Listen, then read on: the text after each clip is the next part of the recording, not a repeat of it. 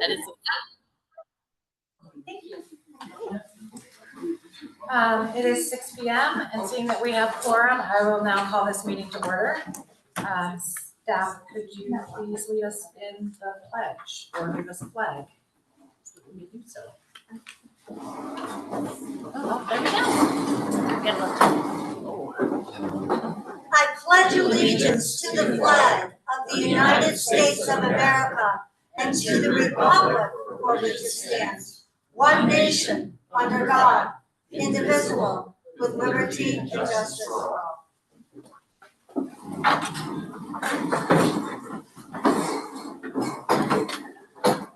Can we get a roll call, please? Doug Chadwick, Present. Eamon Collins, Present. Liz Sarah, Present. Joe Ellenboss, Lindsey Graham Ellenboss, Present. Colton Altenfeld, Present. Brad Carter, Maya Morales, Present. Hannah Ordo, Present.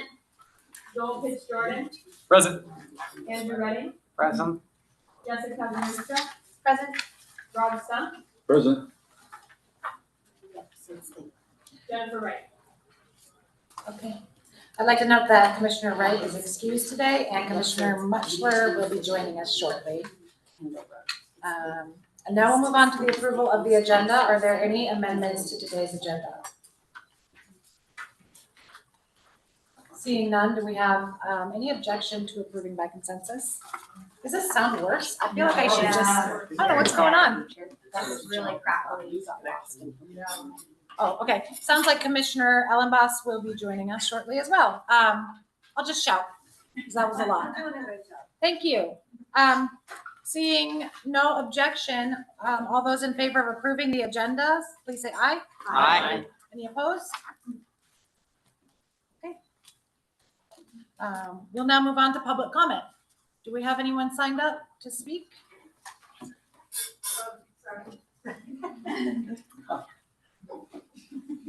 Cynthia. Oh. Okay.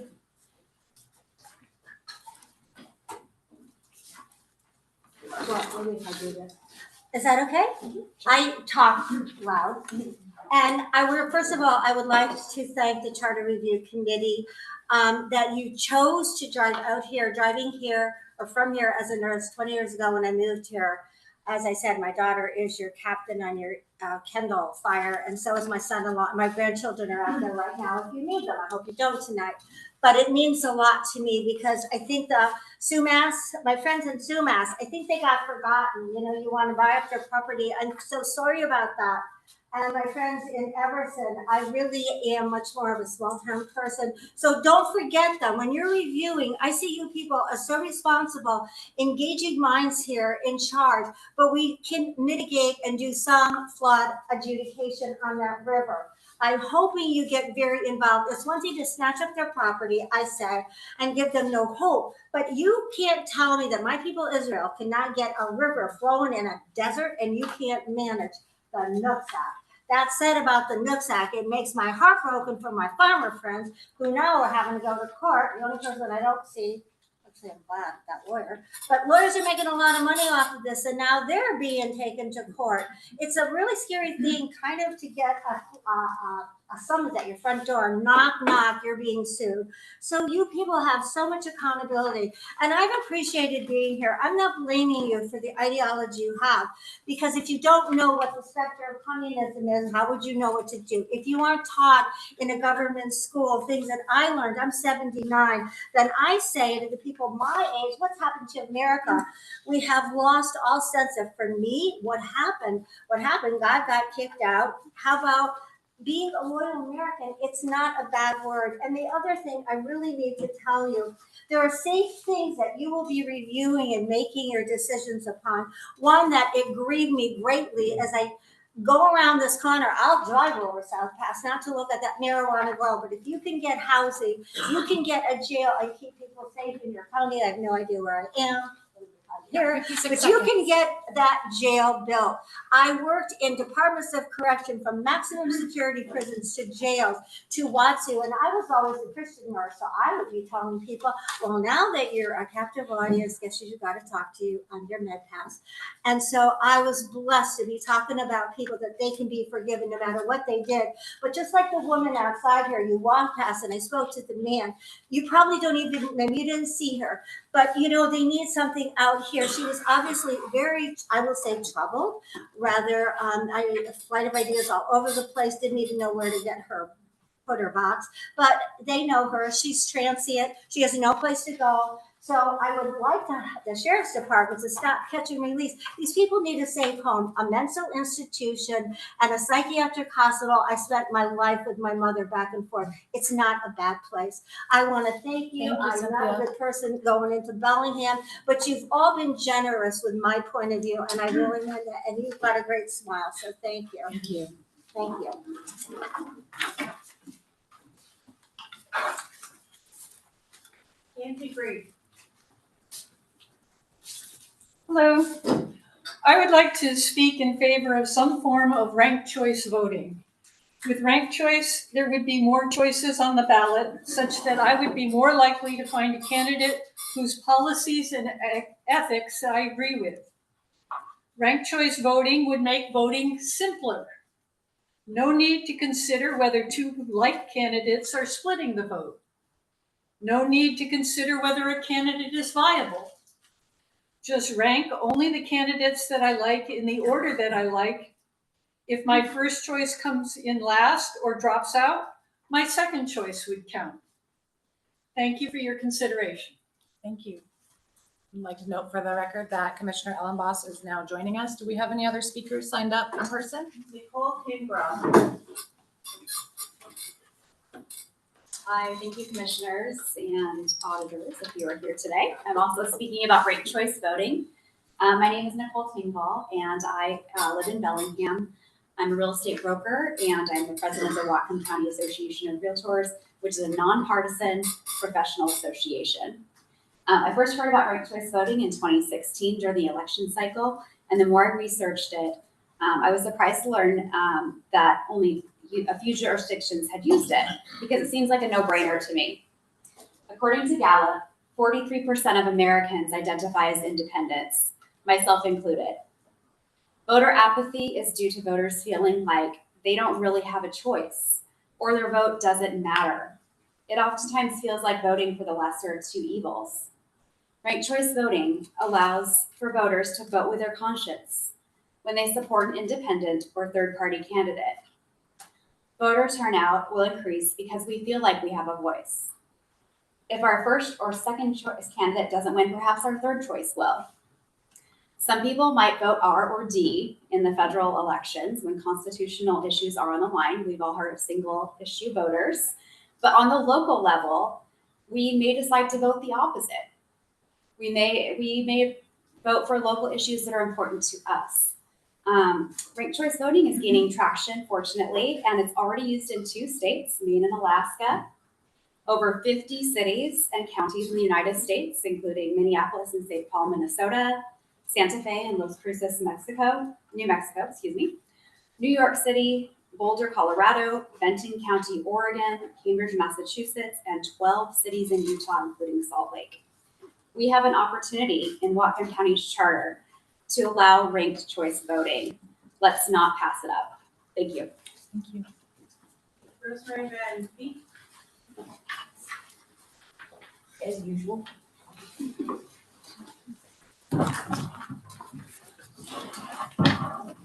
Okay, the Constitution for the state of Washington.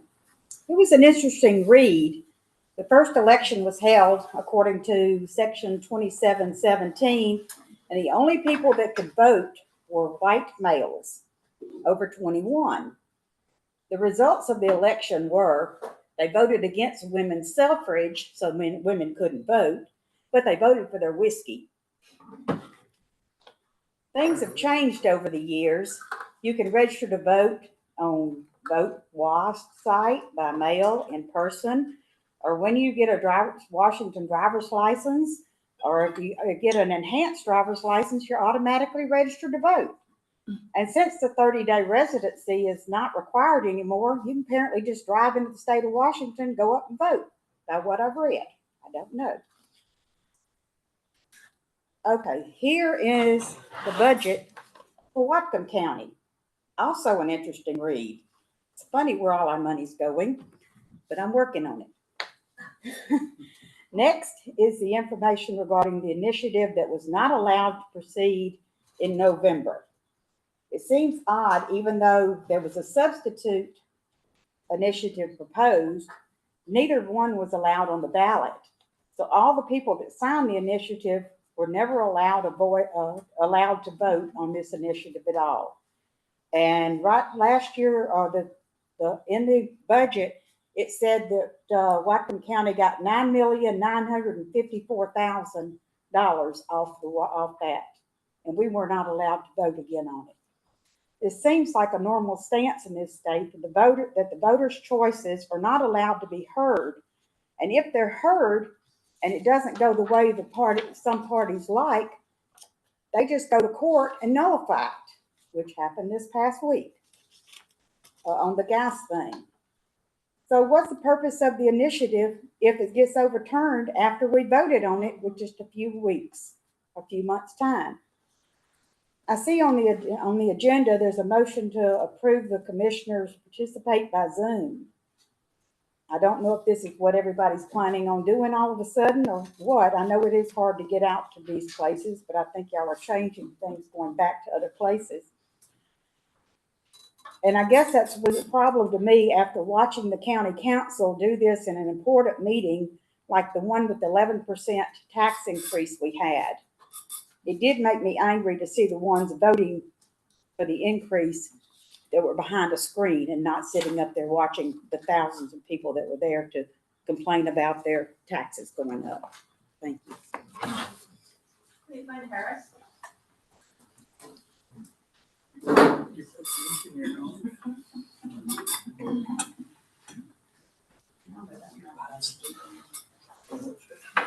Hello there, commissioners. My name is Cleveland Harris. I am not from Nooksack, but I live in Nooksack, Washington. I'm also coming up here to talk about voting systems. Currently, we use a first past the post voting system in Whatcom County, 5 districts, 2 at-large votes.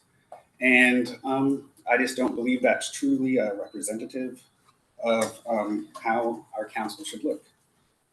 So I believe regardless of your party, you deserve to have your vote count. Under the current system, if you live in a district that votes 60-40, 40% of people don't have representation. They just have that one person. So I believe in a proportional representation, that it really isn't about left or right, it's about fairness. It's about making sure that if you get 20% of the votes, you get 20% of the representation. And I think that I often hear that the system is too complicated for voters. But studies show that voters find the system pretty straightforward, often polling above 90% that voters understand how they're voting. So I think from conservative to liberal areas, progressive and conservative areas, a system like this would mean that the vote in your family matters. People's feeling that their vote is pointless because their side can never win. And I think when we talk about whether to keep the at-large positions or not, we're really talking about whose voice gets to get heard in government. And I believe everyone's voice deserves to be heard: teachers, truck drivers, and small business owners. So I urge you commissioners to look into proportional systems and look forward to the conversations with the auditor tonight. Thank you. Thank you. These are all that signed up in the room. Are there any signups online? Sorry, I forgot. Are there anybody else who would like to speak in the room? Okay. Yes, there are some signups online. First one is David Hollinger. David, please go ahead. Yeah, good evening. Can you hear me okay? Yes. Oh, wonderful. Yes, good evening, everyone. My name is Dave Hollinger. I'm the publisher of Southside Living magazine here in Fairhaven. I just wanted to talk about the voting opportunities that I've had overseas. So I've lived in Bellingham for 21 years. I'm English by birth. but also have Australian citizenship because I lived and worked down in Oz for 6 years. So back in 2002, I voted in the Australian general election. I actually did it at the Australian consulate when I was back in London, but I lived in Oz for 6 years. And we were offered the ranked choice voting, which offered more choices than just the 2-horse race we have here in the States. And I've got to tell you, it was so easy. It just offered, that kind of removal from the polarization we have, obviously, with what we've got going on in this country. Sometimes, the Liberals will prevail, sometimes Conservatives. So it just makes, perfect sense, common sense to us back in the UK and in Australia. The ranked choice voting just seems like a really simple answer to what we may have got going on over here. So it avoided polarization. It makes perfect common sense, just like socialized medicine. It makes sense overseas. Something I think that we could do well to embrace over here. So it's pretty much just to share my experience having voted in Australia and in England. That ranked choice voting, it makes things a lot easier. And I would totally endorse that kind of a change. Full disclosure, I'm not a US citizen, so I can't vote here, but I have voted overseas. And just wanted to kind of share my 2 cents worth for what it's worth. Thank you. Next speaker is Alan McConkey. Alan, please go ahead. Hi, yeah, my name is Alan McConkey. I wish I could make it out there. Thank you to all you commissioners and my neighbors who made it all the way out to East County. I got a couple sick kids at home, so I couldn't make it. So I do appreciate that for situations like that, we do have the ability to join by Zoom. Hybrid is really the way to go. I wanted to talk about elections again. I've made comments a few times previously about proportional representation, and we had one speaker tonight talk about that. How to make a fairer legislative body like our county council. But I want to talk about how ranked choice voting can apply to single winner races when we're electing just one person like our county executive. That's a lot of people have talked about today. Just want to really emphasize that those are related reforms. You can use a lot of the same methods, but we should be considering all of these reforms together, like how we reform the council, but also how we elect the executive branch, like the county executive. I won't repeat all of the really pros that people have talked about with ranked choice voting, that you don't have to vote for the lesser of 2 evils, and you can get better turnout in a general election, and when you don't need to rely on a primary election. There's a lot of flaws in our current system that I wanted to talk about, like how ranked choice voting can fix that.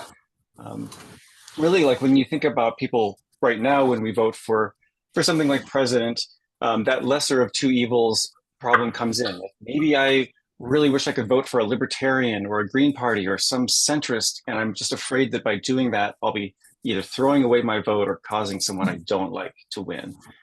So here in Washington State, we're really a great model for the country for reforming our elections. We can keep going a lot further. But what we have in Washington State, this top 2 primary, fixes a little bit. It gives you a little bit of a repair of that lesser of 2 evils, because you winnow it down to the top 2, no matter what party in the general election. So you don't really worry about, some third-party candidates splitting the vote. But still, most of the real decisions are happening in that primary, and we know the turnout is much lower in primaries. If we really want the people to vote, we need to make the real decisions in the general election. The top 2 primary also has a problem in that sometimes who wins and loses just depends on a roll of the dice, how many candidates decide to file from each party. Just in 2024, we saw the lands commissioner race. The Democrats were almost locked out because they ran too many candidates and all split their vote. We almost had 2 Republicans as the only options in the general election. But on the other hand, we can think back to the 2020 election for lieutenant governor, where the same thing happened to Republicans. They ran too many candidates, and it was a choice between 2 Democrats in the general election. It seems unfair that your party might not have an option in the general election just because you ran too many candidates. That should be a good thing in democracy. We should have more candidates. We should have more options. We shouldn't have this deterrent to running. It's also why incumbents kind of have an easy road, because someone of the same party doesn't want to challenge them. They think they might harm the party overall. So I really think of these flaws that we have in our current system. We can keep reforming things here in Whatcom County and continue being a model for elections around the country. Thank you. And our last speaker is Misty Flowers. Misty, please go ahead.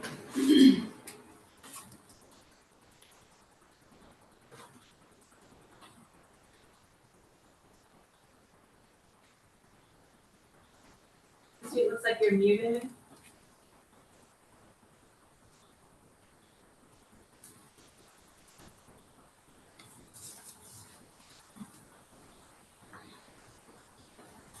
Misty, if you can hear us, we need to unmute, please.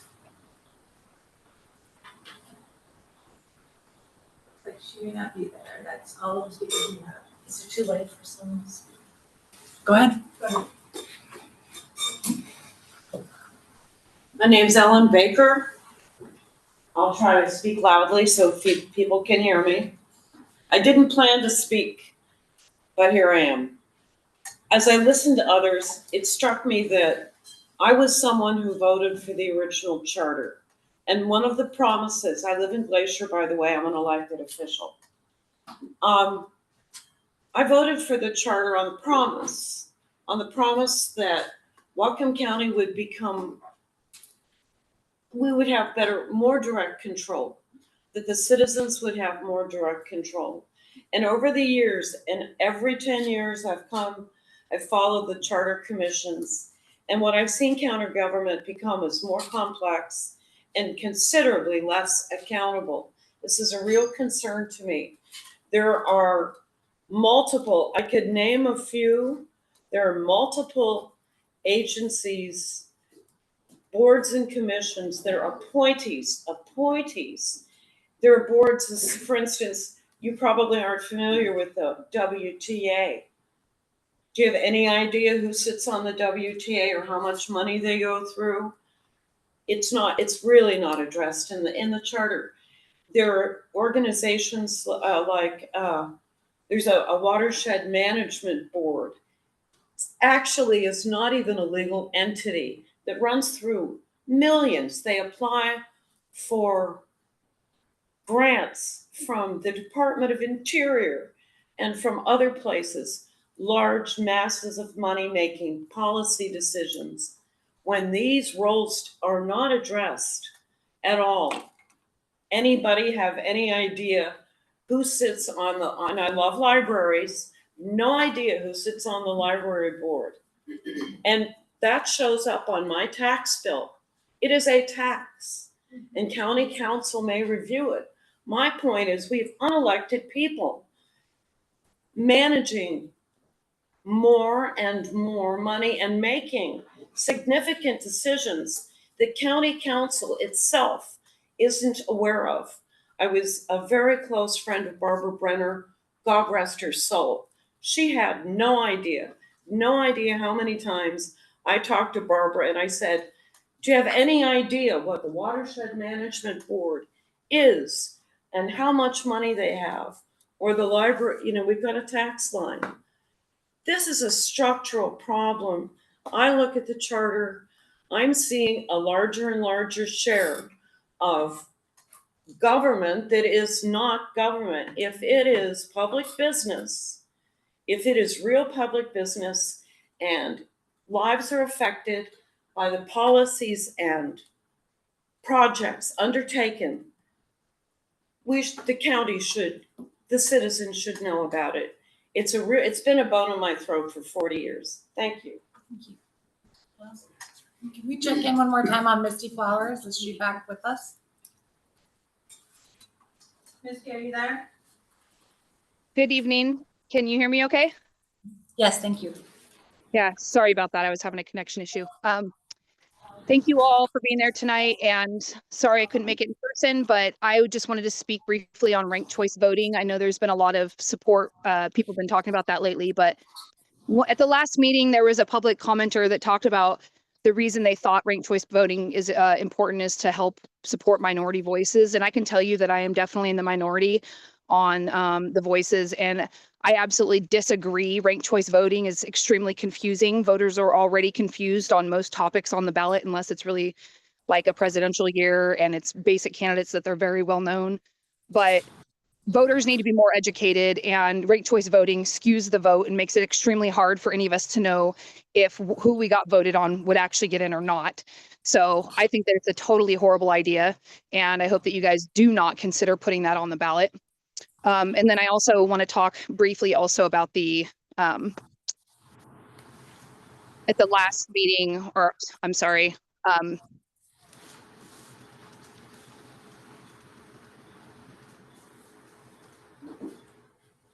I'm sorry, I can't speak anymore. Okay. Thank you, Misty. Those are all the speakers we have signed up online? Yeah. Okay. We're going to move on to approval of the March 13 minutes. Are there any questions or comments related to the meeting minutes from March 13th? Go ahead, Commissioner Chapman. Thank you, Madam Chair. I'd just like the record to reflect that I was present at the meeting as evidenced by my votes. Fair enough.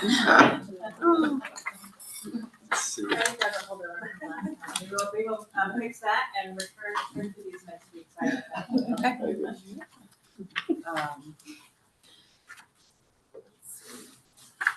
So there's been a request that the body approve any future online attendance at our meetings by a member of the commission. And I just want to double check, do we have any commissioners attending by Zoom? No? Okay. So we would need a motion to discuss or approve that. Would anyone like to? So moved. Okay, do we have a second? Second. Okay. Moved by Commissioner Pitts Jordan, seconded by Commissioner Morales. Any discussion?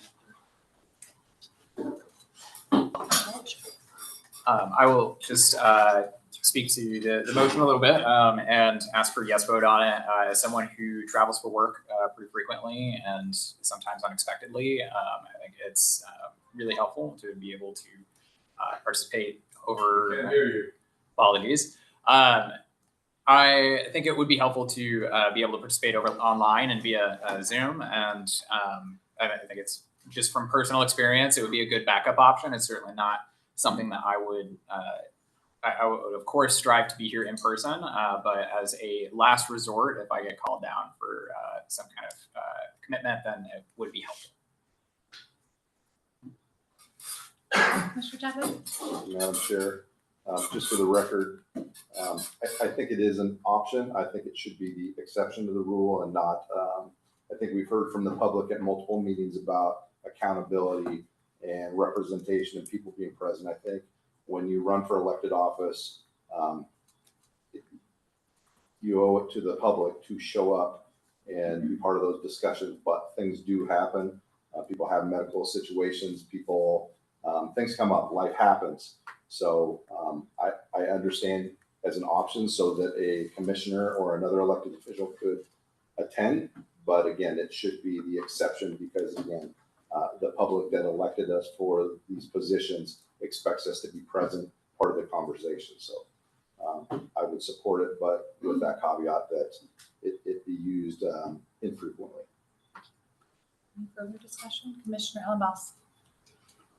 Yes, on this issue, clearly Roberts, our adopted rules indicate that type of procedure is acceptable, provided that the body has got distinct rules as to how it is utilized.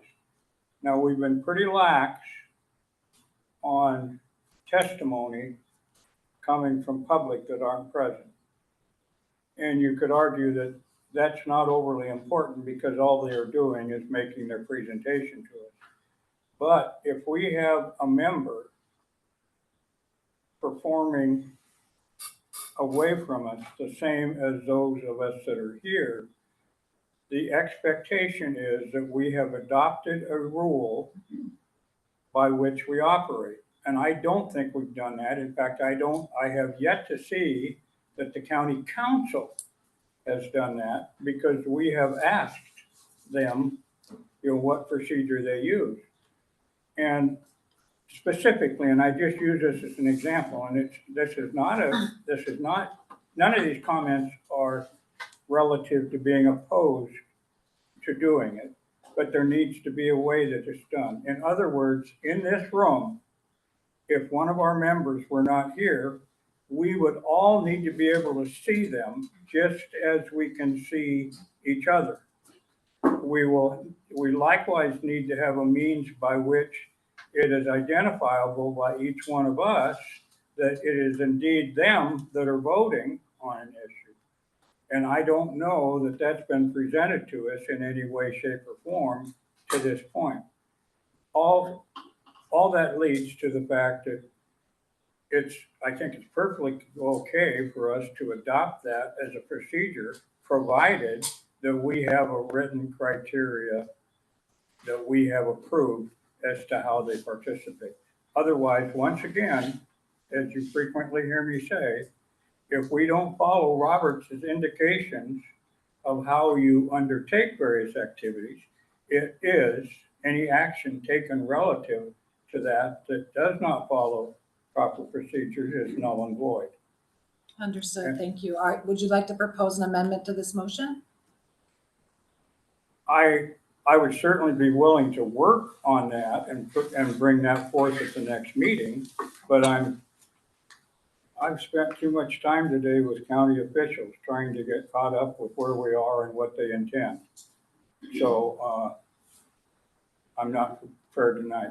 And I apologize for coming late, but I had to get a Brahma cow who lost her calf, who Doug or Colton standing along that cow couldn't see over her. So I had to be very patient about how I got her in. She could have frustrated me.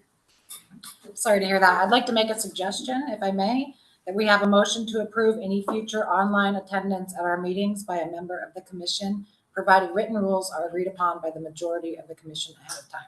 Is that what you're Good. asking? Very good. Okay. You could be chair. Go ahead. I just want a question for staff, if we have the capability of incorporating those items that Commissioner Ellenboss recommended for the participant joining by Zoom to be seen on video. Like, I'm assuming we can. I know during our public comment that joins by Zoom, we see the timer, but just checking that we could have a video of the commissioner. Yeah, commissioners would join as a panelist. This is a webinar. Okay. The public is joining as a board. So they are not, but yes. Okay, thank you. Commissioner Collins? I mean, so would we then still later have to decide on rules? And is there more to it than just you can join by Zoom and your vote is counted when others vote and you're entitled to participate in discussions as well? Is there more to it than that? Mr. Kaltenfeld? Yeah, there might be. It feels to me like the onus of getting the technology around this is on staff. So it makes sense. Perhaps we could approve this with the understanding that at the next meeting, perhaps staff will have a procedure that we might be able to follow, and we can kind of workshop that then, just to be efficient with time. So. Just sort of a question to staff, if it's okay, because you also administer council meetings. And so are there special rules for the council when they need to participate remotely? Like, have they adopted special rules or particular rules, or it's just sort of understood that you participate the same way, but just digitally? Is that? Yeah. OPMA just says that they have to be heard. So maybe we could amend this now so that in the event that someone needed to participate at our next meeting, let's say there was a funeral or just some emergency, that we would make sure that they could still participate. Could we just say that that we're adopting this and requiring that the person be able to be heard, that they can raise their hand, and that they can participate the same as any in-person member? Would that be enough for folks? It sounded like the request was for them to be seen. Yeah. Seen and heard. Heard. Be able to raise their hand and participate and comment. Are we missing anything? Well, the one other criteria that always needs to be present in a motion like that is that the infrastructure is there. I mean, if this place did not have internet or something of that sort, then the member would be disenfranchised and they would turn around and say, well, it's not my fault.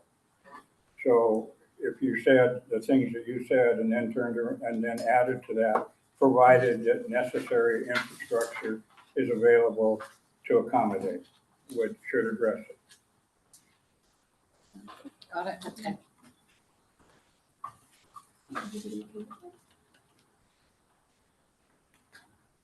Are those all just part of a substitute then, Madam Chair? Can you read where we're at? with this? Yes, Okay. I'm happy to do that. 1 second. There is a motion to approve any future online attendance at our meetings by a member of the commission, provided that the commissioner can be seen, heard, can be able to comment and raise their hand, and provided that the necessary infrastructure is available to accommodate. Is it possible to add to that, on what Doug said, to like when someone's going to be absent, when it's excused versus unexcused, to be approved prior to the meeting? Okay. So it's not abused.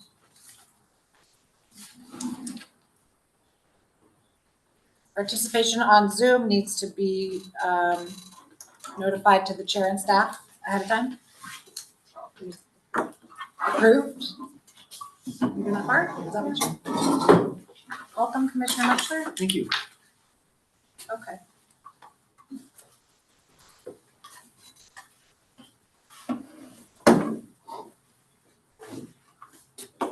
We have a motion to approve any future online attendance at our meetings by a member of the commission, provided that the commissioner can be seen, heard, be able to comment, be able to raise their hand, and provided that the necessary infrastructure is available to accommodate.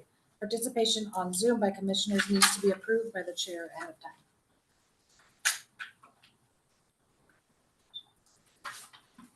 Staff, can you please call the roll?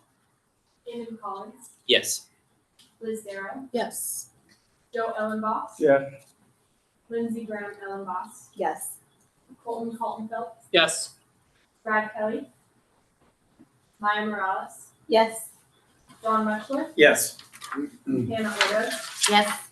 Joel Pitts Jordan, Yes. Andrew Redding, Yes. Jessica Rinstra, Yes. Rod Stump, Yes. Jennifer Wright, Doug Chapman. Yes.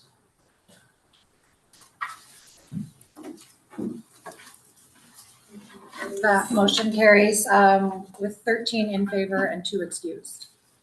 And now we will move on to our charter section discussion, Article 4.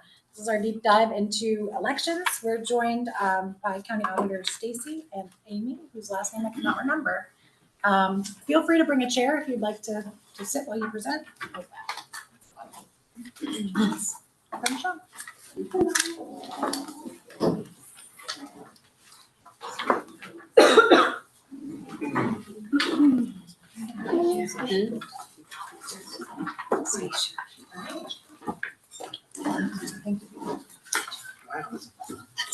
Thank you. We're going old school. Love it.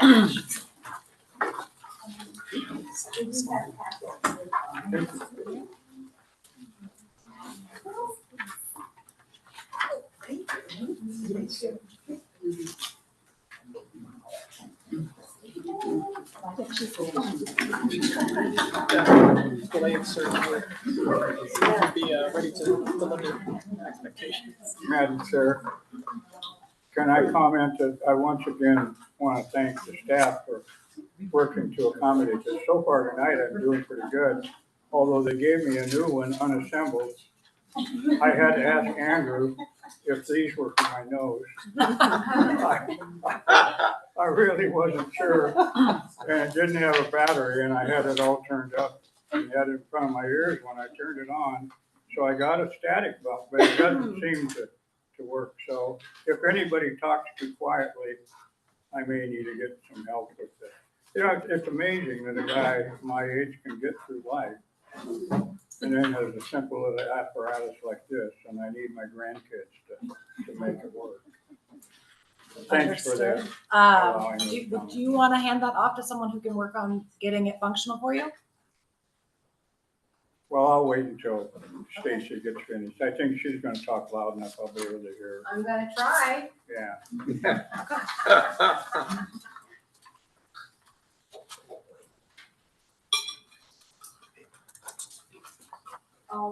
we are gonna be projecting this also, online for, the public that is joining us. So, good evening, Sheriff Darrell and Charter Review Commissioners. I'm Stacy Henhorn, the Whatcom County Auditor. I'm here tonight to address your specific questions that were previously submitted. Everyone should have a packet in front of them. I will be using this information to go along with my answers. And am I talking loud enough? Everybody can hear me? Okay. So before we begin, page 2 outlines my duties as county auditor. I am responsible for providing licensing, reporting, election, and voter registration services to the public. These duties are mandated by federal, state, and county statutes and require an in-depth understanding of the applicable laws, timelines, and requirements. I have a staff of 16 full-time employees. I manage a budget with expenditures of $3.4 million annually. I'm responsible for complex operations from cybersecurity to physical security.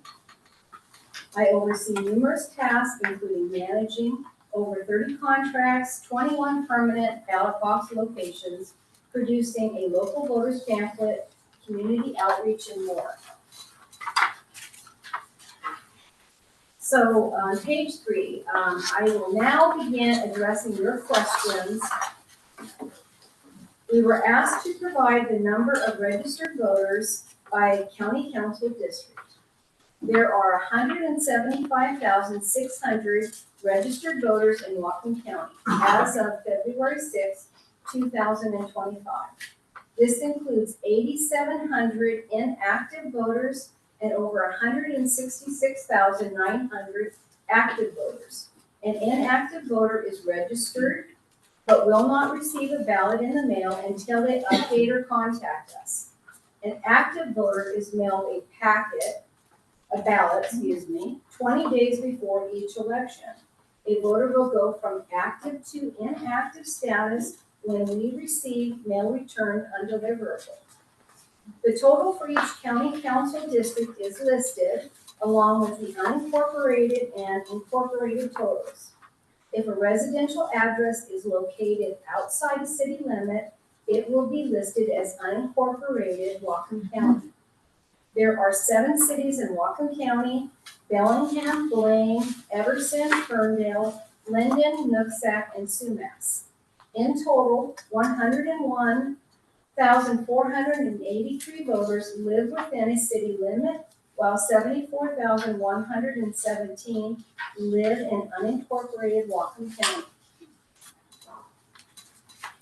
Next on page 4, I was asked about the budget process. The auditor's office biennial budget was adopted last year in November. Any changes to the current budget plan will require county council's approval for additional spending authority. The election division budget includes fixed and variable cost. Fixed cost includes salaries and benefits, maintenance and insurance.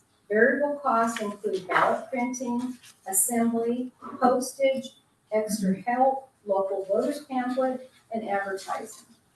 The number of districts participating in each election varies. The varying costs are unknown until we receive a resolution from a local district calling for a special election.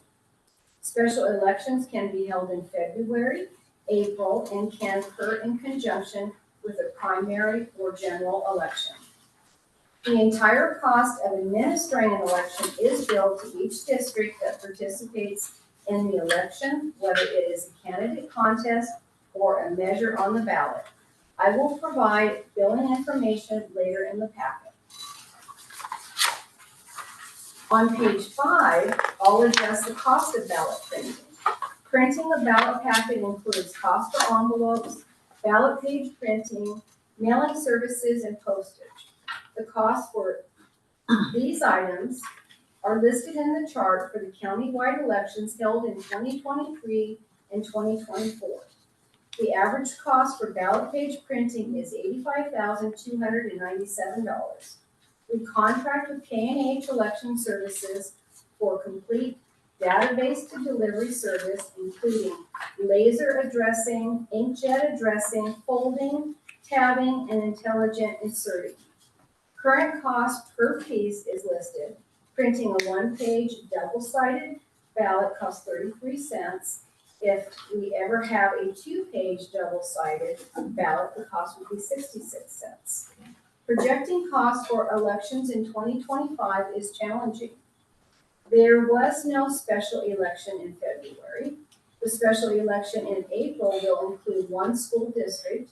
There will be an August primary election for any nonpartisan office that has 3 or more candidates filed and any local ballot measure received before the deadline.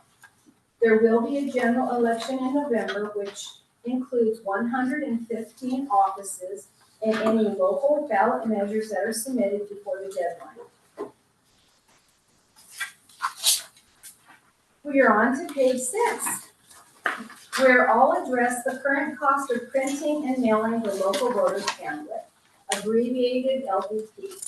For last year's general election, the cost to produce the mail was $29,121. The next question asks, what issues were considered before deciding not to print a combined pamphlet? First, we have the option to combine our local voters pamphlet with the state voters pamphlet in general elections only. Second, cost and timing are also factors. The state has a tighter production timeline and may mail the pamphlet 45 to 50 days before election day, while we prefer to mail our LVP at the same time ballots are being mailed. Mailing the ballot at the same time as the county LVP reduces the amount of phone calls from the voters. Also, we lose the ability to provide information directly to our voters.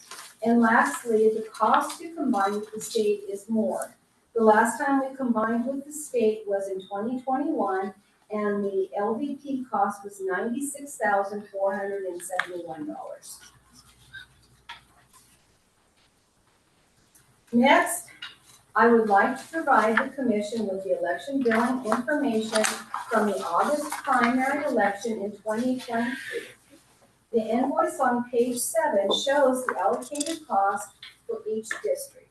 The cost to each jurisdiction is a calculated formula based on the number of registered voters in each district. Please note the word jurisdiction and district are used throughout my presentation, but they have the same meaning. An odd year primary can include any local ballot measures in any nonpartisan office where 3 or more candidates filed. In 2023, there were 3 or more candidates that filed for the Whatcom County Executive, Whatcom County Council District 4, and Whatcom County Council at Large Position B. On page 8, you will see the billing worksheet that accompanies the invoice from the previous page. It provides a detailed breakdown of cost for the August 2023 primary election, including salaries, supplies, and other services. Next, pages 9 through 11 contain the invoice from the general election in 2023. For an odd year general election, most local districts are included. Again, the entire cost was allocated to the districts that had candidates or measures included in the election.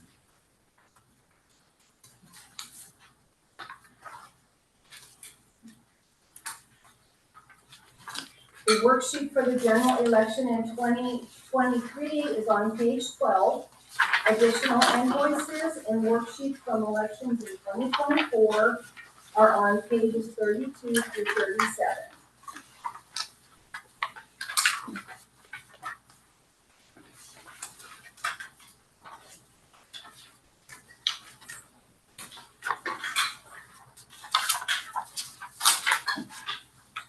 Okay, well, let's moving on to page 13 of your packet. The next question will address budgetary impacts if there are changes to the county charter. There would be impacts to the budget with changes to county council districts. My staff would need to spend time redrawing precinct lines and ensuring they are assigned to the correct county council district. Also, there's additional cost to mail voter registration cards to those voters with a change to their county council district or precinct at a cost of 69 cents per card. After the last redistricting in 2022, new voter registration cards were mailed to all active voters at a cost of $68,225. There would not be budget impacts if there were changes to the council members' terms of office. There would be budget impacts if there were changes to the voting style, such as ranked choice voting. Implementing a new voting style will cost money, and I'll outline those key factors and areas of consideration in the fiscal note on page 24. I was also asked about abandoning primaries and holding only general elections. Abandoning primaries isn't possible since state law requires a primary election for nonpartisan offices with 3 or more candidates. State law also requires a partisan office to appear on the primary election ballot, even if only one candidate files for office.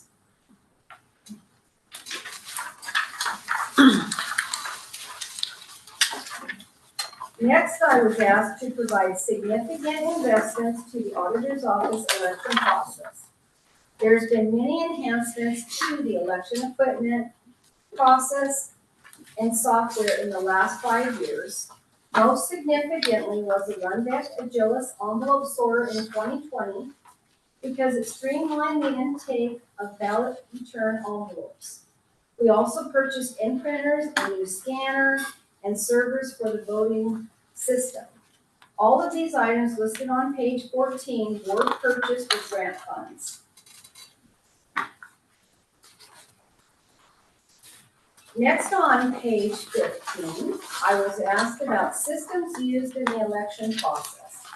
The county election system includes VoteLaw, Rundeck, and Clear Ballot.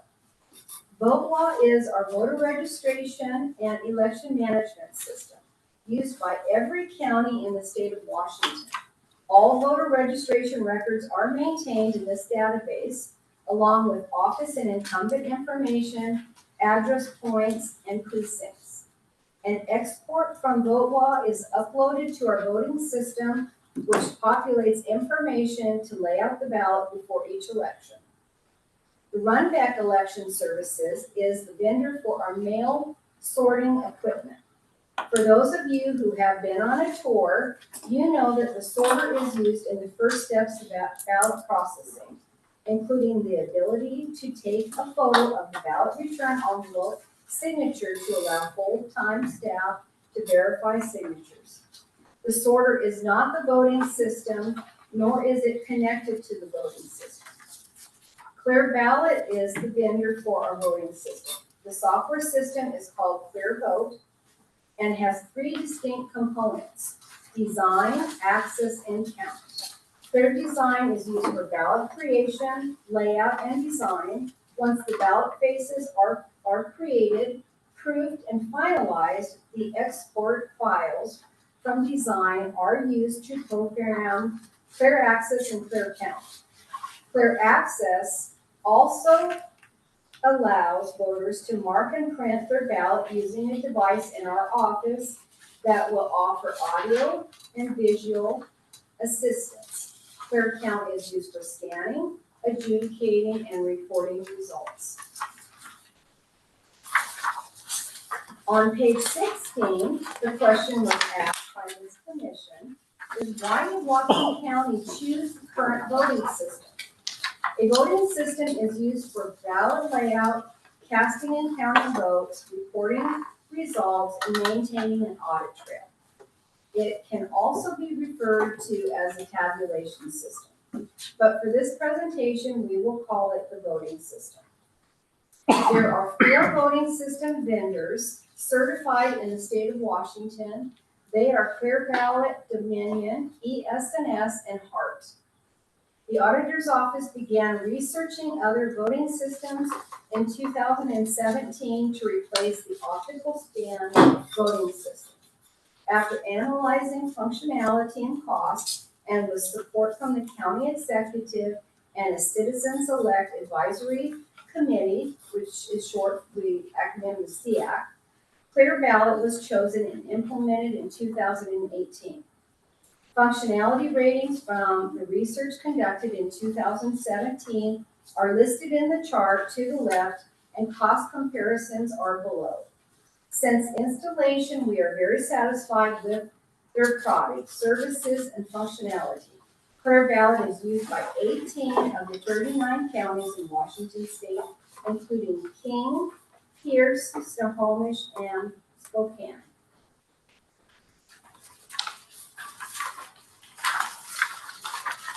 Next, we were asked to explain the Clear Vote equipment. Page 17 has photos from the election center where the voting system hardware is located. There are computers, laptops, scanners, and servers included in the hardware components for Clear Vote. The equipment is plugged into the wall and connected to servers using a visible green cable. There are no hidden connections, and the system is not connected to the internet or the county network. During each election, observers are always welcome to visit the election center and watch ballot processing in action, either in person or online via the live stream webcams. On page 18, the next question will address what the voting system does. Clear Vote uses digital scan technology and high-resolution images to read the marks on the ballot. It analyzes and will sort each response area into categories for review. Election workers ensure every vote is counted as intended per the Washington State Voter Intent Guide. The system also generates reports for results. What it doesn't do is resolve voter intent issues. Election workers in teams of 2 spend hours reviewing votes before each election is certified. Reviewing votes, overvotes, and undervotes is a manual process.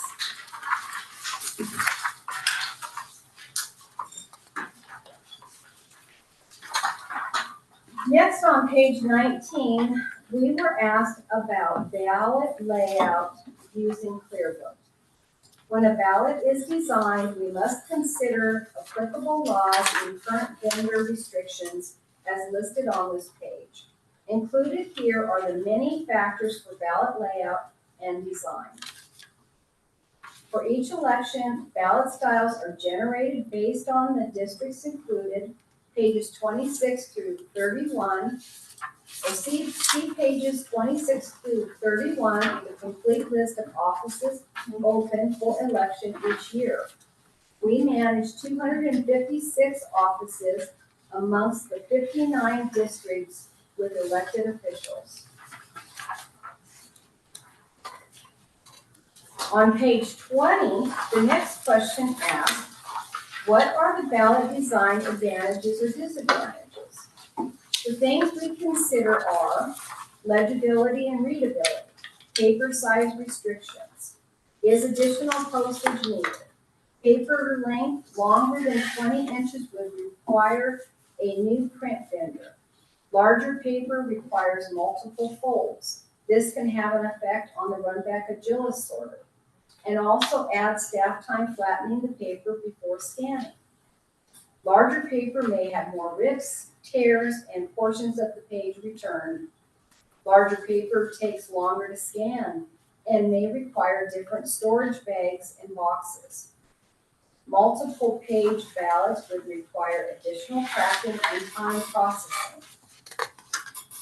And adding a second page would increase the cost of printing the ballot and the cost of staff time spent processing the ballots. In reference to Skagit County, they use a different voting system than Whatcom. Next on page 21, I was asked about the voting system certification process at the state and federal level.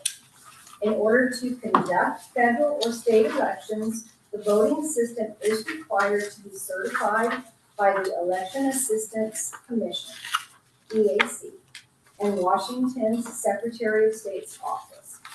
ClearVote 2.3, our current voting system, is federally certified as shown here on page 21. Presented here on page 22 is the certification of ClearVote version 2.3 by the Secretary of State on May 16, 2022. See page 38 for more information on the voting system certification process by the Secretary of State's office.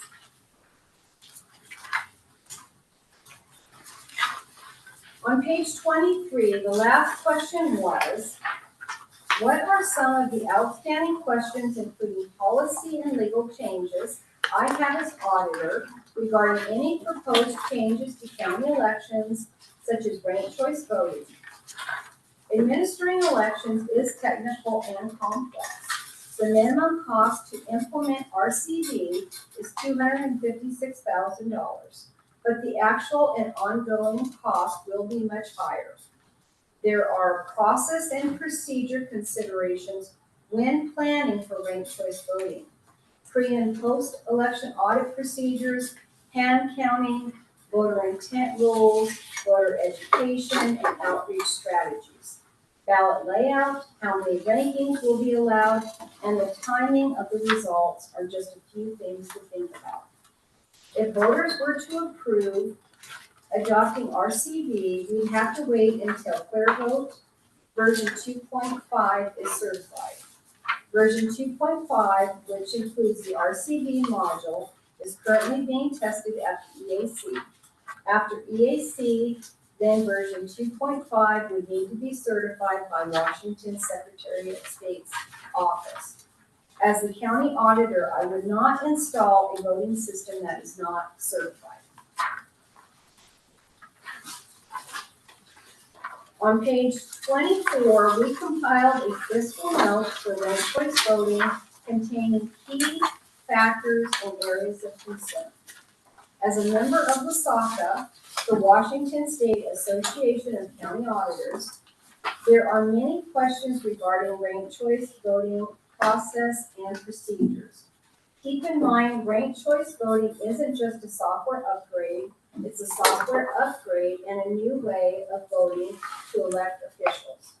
What seems like an easy change may have far-reaching consequences that could trigger legal issues, staffing deficiencies, voter confusion, and funding concerns for multiple levels of government, the cost for which ultimately gets passed on to regular taxpayers. Tonight I provided information to answer your questions. We see changes in election law every year. I'm confident in our ability to successfully implement any new changes. Thank you for inviting me tonight. I'm happy to answer questions. Thank you so much. Commissioner Redding.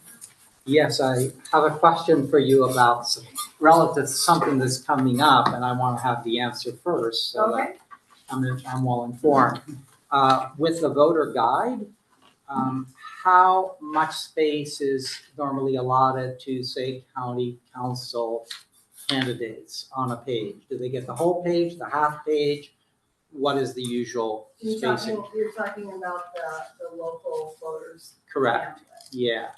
Okay, so the current rules, it's 300 words, 100 words for the biography, 200 words for the statement, the candidate statement. I'm asking about real estate, not words. And so, I mean, on a typical page in the voter pamphlet? takes up half a page. Half a page, that's what I wanted to know. Thank you very much. Commissioner Morales? I just want to say thank you so much for this extremely thorough report. I really appreciate your thorough answers to all of those questions. And I also appreciate that it is now part of our record for our charter, and that anybody who wants to understand this stuff can come and see it. And so I just really thank you for putting this together. I know it was a lot of work and I really appreciate it. Thank you. I have a question. On page 6, can you explain why the 2023 general was so much higher than the other elections? And the 2023 was much higher than the other elections. Page 6.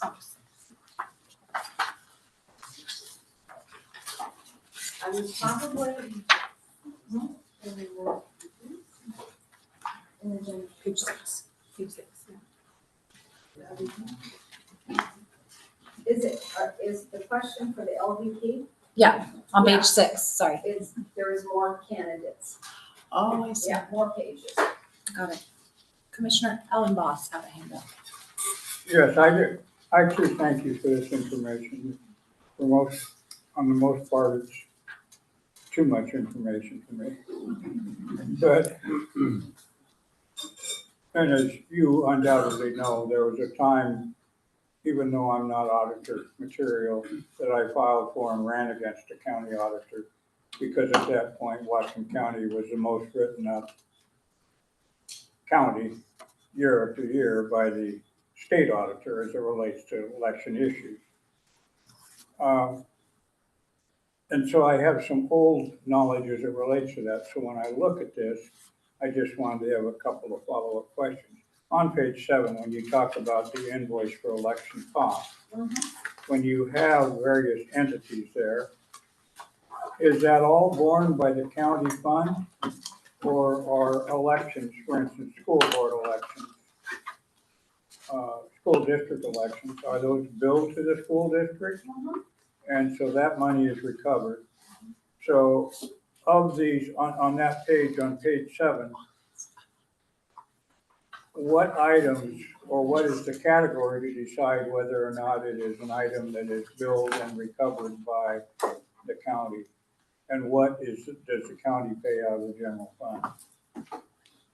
Well, it's all based on a formula from the Washington State Auditor's Office. Okay. You know, all of the counties are using the same formula. Okay. That it kind of explains how you proceed through it, but when I'm looking at this, so I'm just wondering how much of this, I mean, there are not very many items on here. So when you talk about a City of Everson issue, the City of Everson pays for all the costs of that? So the only ones where Whatcom County General Fund would cover the costs, all the costs, would be if it were a Whatcom County election. Is that correct? The first item on the list. Yes, but it's also, so like I said, it is a complex formula in the sense that we have items that we keep track of. And then as far as like my salary, Amy's salary, the admin salary, I mean, throughout the year, we're having to keep track of the hours that are worked on an election. And then it gets allocated by the number of registered voters. Okay. The other question that I had, the other page that jumped out at me was, I mean, this is just a technical thing. Historically, there's been a law as it relates, a procedural law as it relates to the opening of ballots, which obviously you have to do when you have all those ballots. You have to open them before you count them. And otherwise, you couldn't do that all on election night. But the procedure was always that the ballots would be stacked face down. So it just causes me to ask the question, when you talked about it's more costly to have a second page. If you print a ballot on both sides, can you comply with that law that the ballots are only stacked face down? Well, right now, we haven't had a 2-page ballot. What we've had is a 1-page ballot that is double-sided. And there is 12 steps that we follow.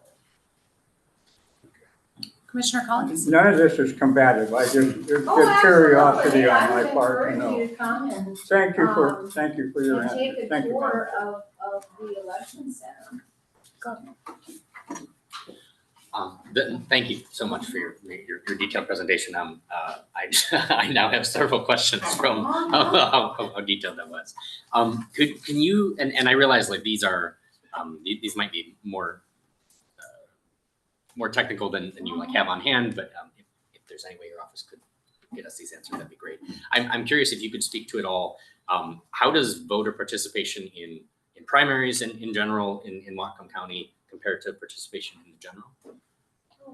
We have lower turnout in the primary. But like is it significant? Like it like half or? Well, we do publish an annual report. We have been doing it for years, and it's posted on our website. So you can always open that up. But Amy has she just brought one copy of that annual report, so we've got the numbers. Okay, cool. And so I could probably find there too, like odd year versus even year. Just okay. Thank you. I'm also wondered about how the population of Whatcom County has changed since we became a charter county relative to our the size of our council. I'm wondering about the relative representation. Do you happen to know what the population was around like 1980 compared to now? It was for Wikipedia.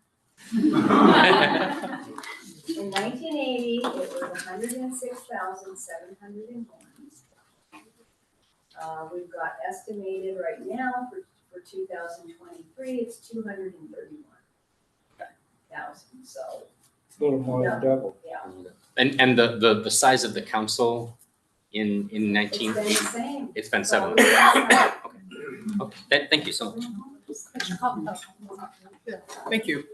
I'm taking a look here at page 23. Well, so how that was, it's always been 7. However, 2015 and before, we had 3. There was only 3 council districts, and 2 were elected from each district, and then we had the one at large. Thank you. And also, Amy, did you find those numbers? Did you want Amy's got some more information. Did you ask what the average turnout is on the primary? Yeah. It's like 40-45%. Okay. Of the general. Yeah. Okay. Thank you. Wait, I'm sorry. It's 45% of the general or of the voters? 35 to 45% of the total population of registered voters. Okay. Not in relation to the general. I see. Okay. Thank you. Go ahead. So I'm just taking a look here on page 23, and I see that on the second line item, there's a cost for upgrading the voting system to 2.5 from the current 2.3 if we wanted to accommodate RCV. It just makes me wonder, do we have an update schedule for our voting software ready? Like, when would we? Is there a point where we would be upgrading to that anyway? We reached out to our vendor.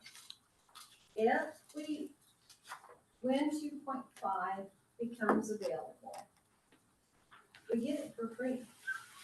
However, if we want the RCV module, because there is a lot more to it, and they're going to have to come out and train us, that's when they said it's going to cost $50,000, and then $14,000 annual maintenance whether we use it or not. I see Commissioner Weenstra, Commissioner Mutchler, and then Commissioner Redding. Go ahead.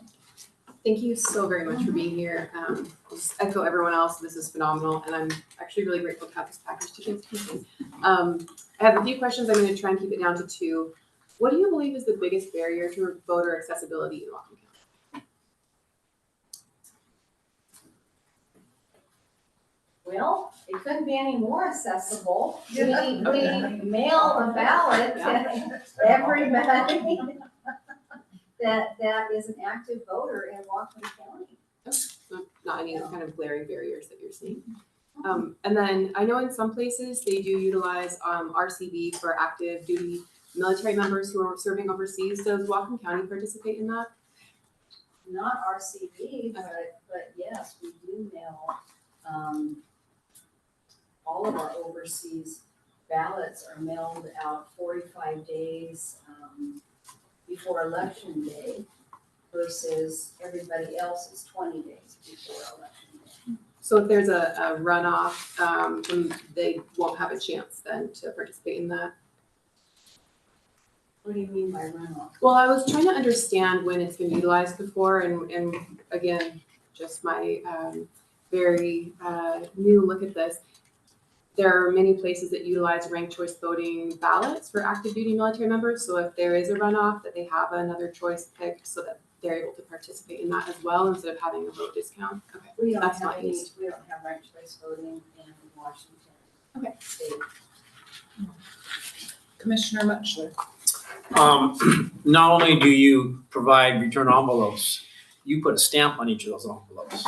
So I would be lost as to how we could, what barriers would be left. Yep. I did want to comment on the number of council members based on population.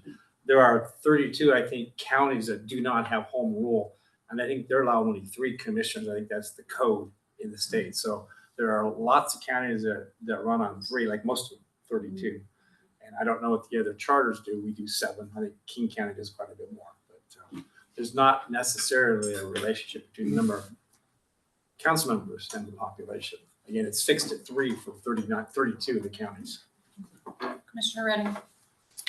Yeah, I had a question on page 3. I was sort of surprised to see the wide variation in the number of voters in the 5 districts, the 5 fair and equal districts. Now, I know they start out every time you have every 10 years when we do the census, we have to do a little bit of fine tuning of the redistricting in order to get it to where they're all even again. And now we're 5 years in, and there's almost a 4,000 discrepancy between District 1, say, and District 5. And I'm wondering what the reason for that is. Is it because Western Washington University is in District 1? Is it because people are moving out of District 1 because of the housing is the most expensive, and they're moving into District 5 and to District 3? What do you have any explanation for why halfway through the decade we have these discrepancies? We don't, because we get this information from the districting committee as far as how the districts are mapped out, right? And then what our office does is then we put it into precincts. Do you have anything to add? Commissioner Pitts Jordan. And then, one second. Go ahead. I'll try to formulate this into a question, but my understanding is that redistricting occurs based on population, not registered voters. So District 1 does have a disproportionate population of people who live in the district but are not registered to vote in the district. Is that correct? Yeah. Oh, thank you. That really explains it. Did you have your hand up for another reason? Oh, okay, go ahead, Commissioner Ellenboss.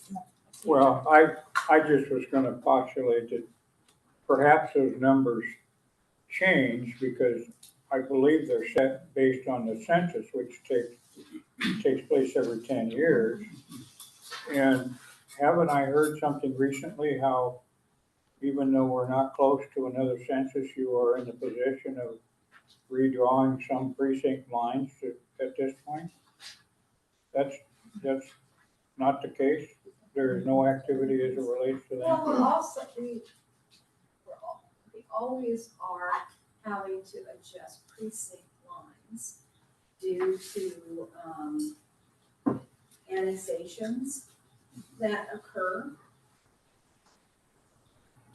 from county to city. So then we have to redraw the precinct lines. We can only have, precincts have to have less than 1,500 registered voters. Seeing that Commissioner Lindsey Graham Ellenboss has yet to speak, go ahead, and then I see you, Mr. Muchler. I had a ton of questions about this, and so I was ready to ask any that you guys forgot after you gave us about an hour privately. Thank you for that. You didn't forget any of them, so that's impressive and saves a lot of time tonight. So thank you for being so thorough. There was something that you brought up during that meeting. I'm just asking for my own reference, so I can go back and look. There was a county, I believe, that you said had enacted ranked choice voting for 1 year, and then they went back. What county was that? It was Pierce County. Thank you. Commissioner Muchler, go ahead.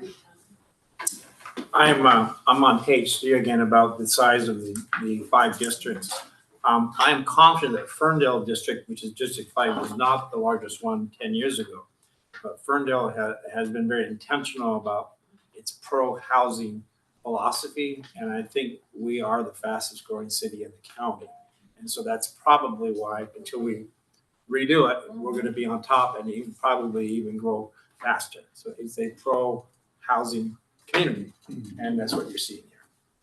Are there commissioners who haven't asked a question? Go ahead, Commissioner Stump. So I'm old enough to remember when I got to register to vote the first time, and I went in person and got the sticker, and how awesome that was. It really, there's nothing more disappointing to me than people that can vote that don't, but they still don't, even though you'll send it right to their house. What is the cost difference between in-person voting and mail-in if we got rid of all this stamp and postage and all that stuff?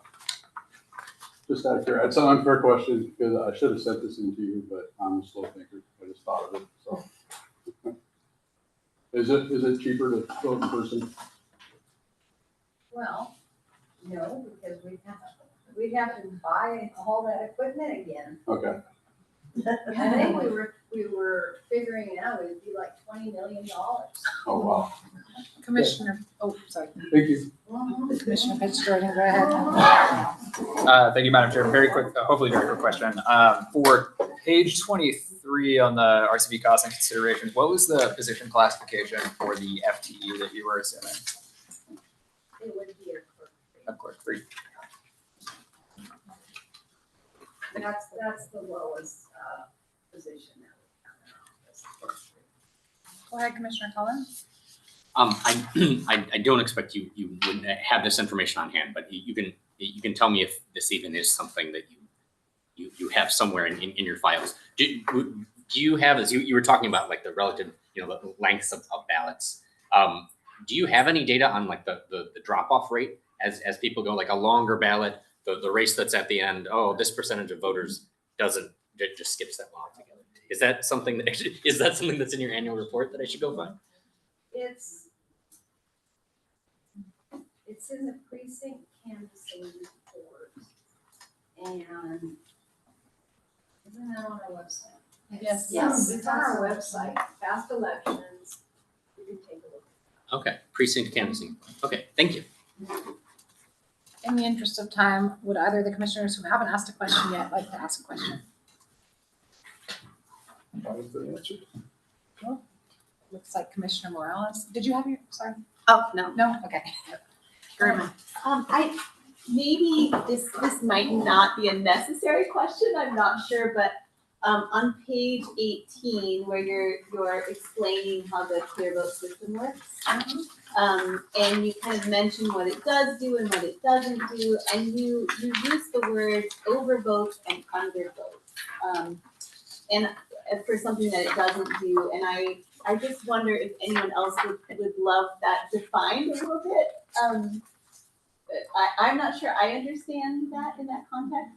So Amy is our expert on adjudication of clear votes. So I do know how to explain it, but I think she might be able to explain it better.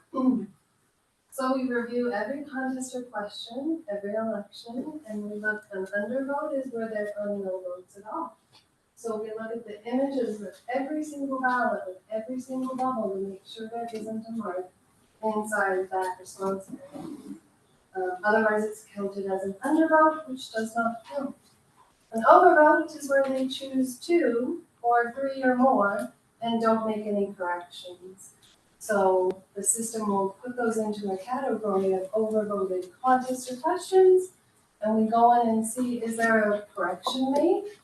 And most of the time there are corrections made, so we would remove the stricken vote and leave the vote for the candidate, for the voting candidate. And then just a regular vote is when we fill in the bubble. So we look at all of those scenarios. Liz has been in many times. I'm a huge fan, actually. It's awesome. Everyone should go, really. It's so cool. We have a digital scan system, so every vote we can see. And every undervote we can see as well. So. Thank you. Commissioner Lindsay Ellenbach. One of the things that we talked about when I was in your office was the charter review ballots, because they are unique, being some of them had 15 choices, and you were selecting your top choices. And you kind of explained to us how maybe some undervotes or how chaotic those ballots look. Can you explain to everyone who maybe didn't get a chance to hear that? When you look at the precinct canvas report for every election, you'll see a category called undervotes. And for the charter review contest last year, there was a lot of undervotes. So people didn't make a choice in that contest last year. I want to say it was over 20,000 undervotes for each contest out of a possible, don't quote me, 80 to 90,000 votes they could pick. So, yeah. Thank you. Go ahead, Commissioner. You were almost spot on, Amy. I pulled it up. And all this information is under past elections on the website, and you go to the under certification and you do the view documents. It'll show you all of this. By the fact you can even get close to remembering this is amazing.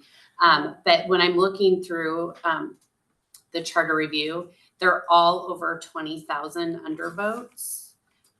And all the way up to 23,000 undervotes. So 20 to 23,000 over all 5 districts were the undervotes.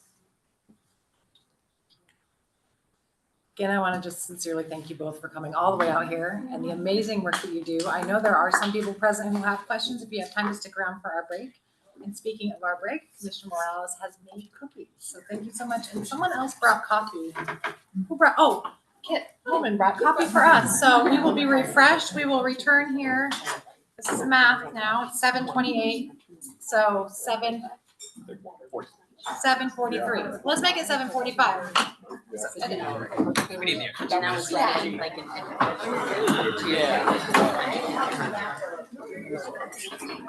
Incredible presentation. Yeah.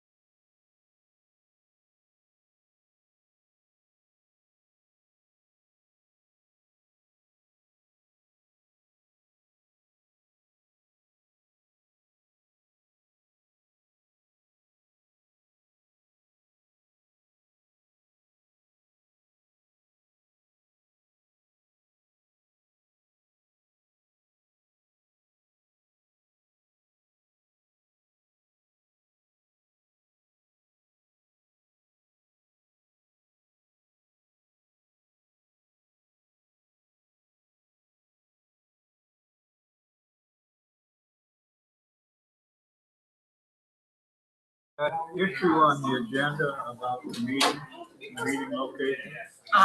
I won't come up and sit on that guy in the cattle situation. And I mentioned that to John Stanley when he and I had breakfast.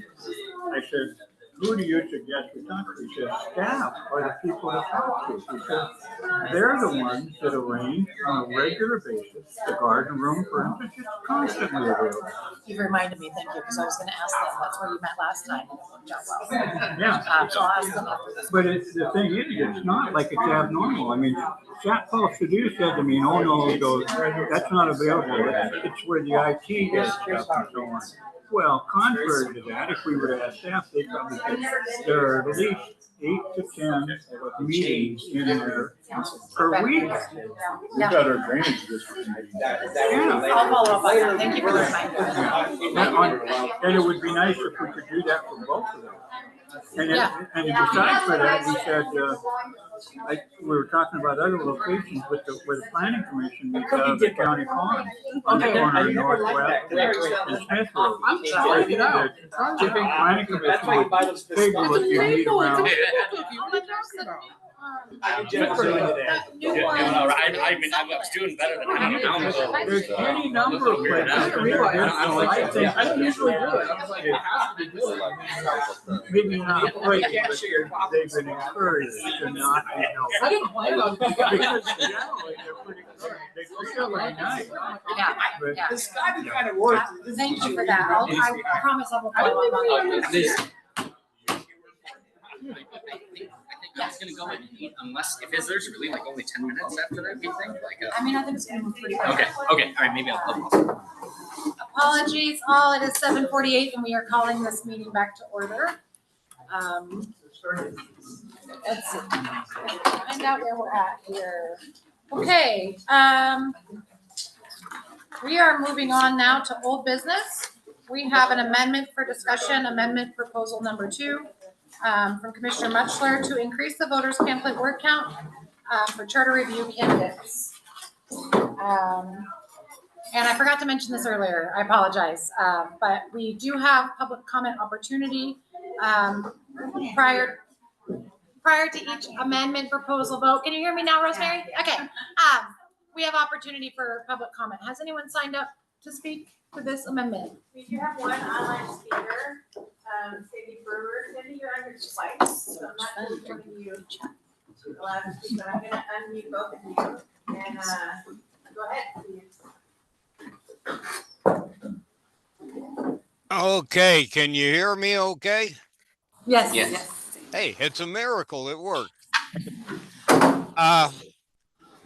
What I want to say is that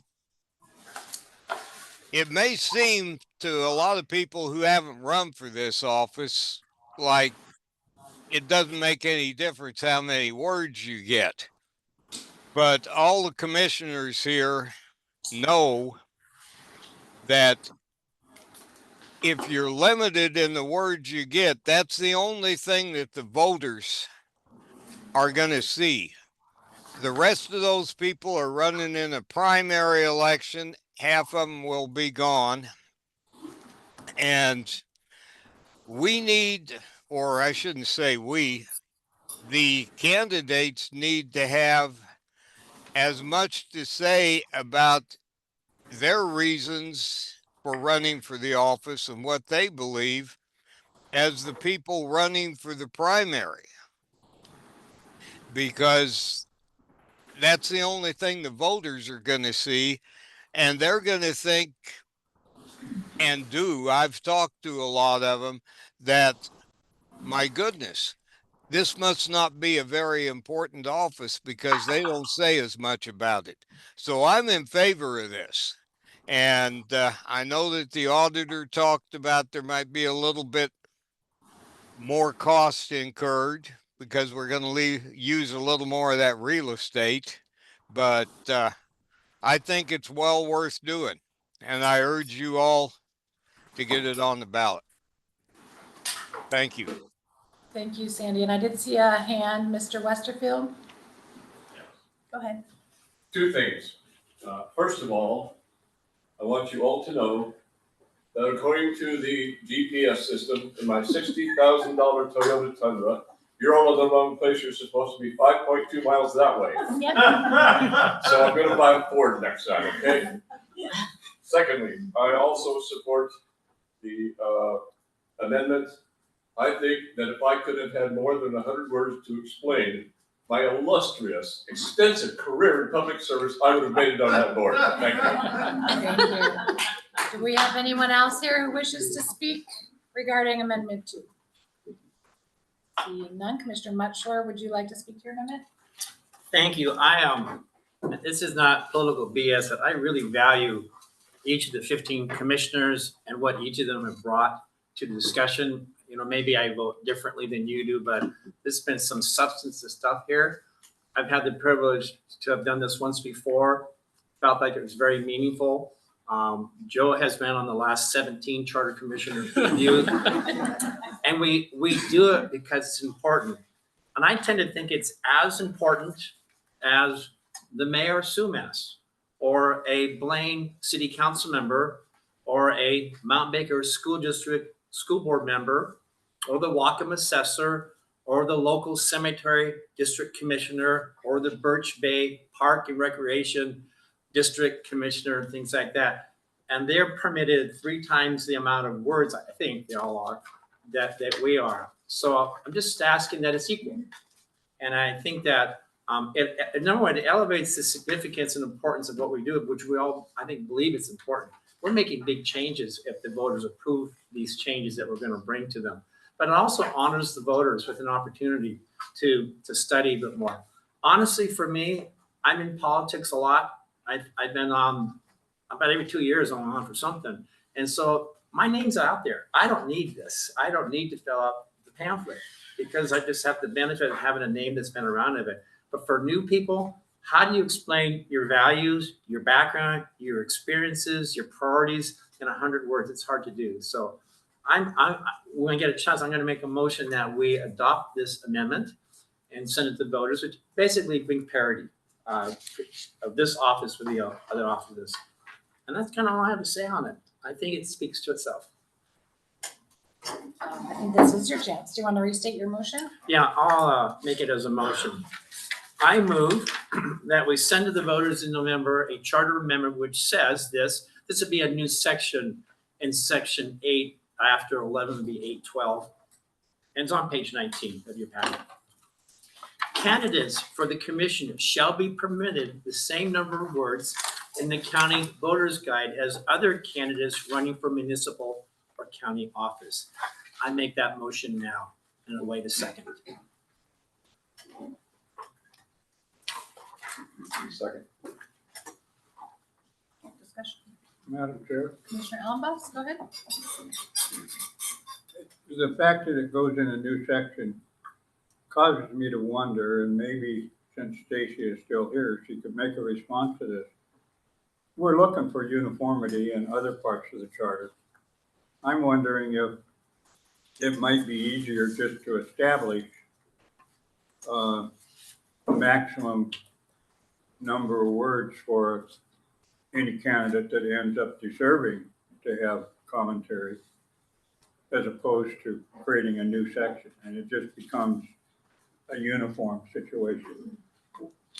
Would that address the situation for you in your undertaking of presenting the charter or the pamphlet?